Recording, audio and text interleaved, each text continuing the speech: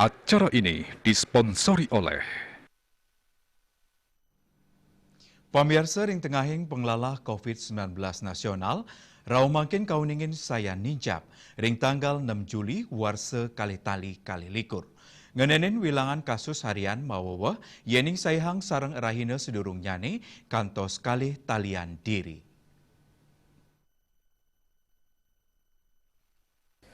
Indik pawewahan pasien padam kauningin tedun sayhang sarang arahina sedurung nyane kantos kutus diri.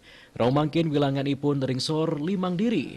Asap menikatalar pawewahan pasien COVID-19 sanekenak langkungin kewentenang kasus hanyar hingga punika kalih talian diri. Anu saking data Kementerian Kesehatan, nyihnayang pawewahan kasus COVID-19 kalih tali 700 petang dasa 3 diri. Dados nyane wilangan kumulatifipun langkungan 6 jutaan diri.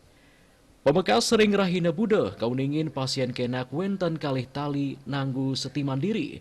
Laris pasien padam wenten 4 diri.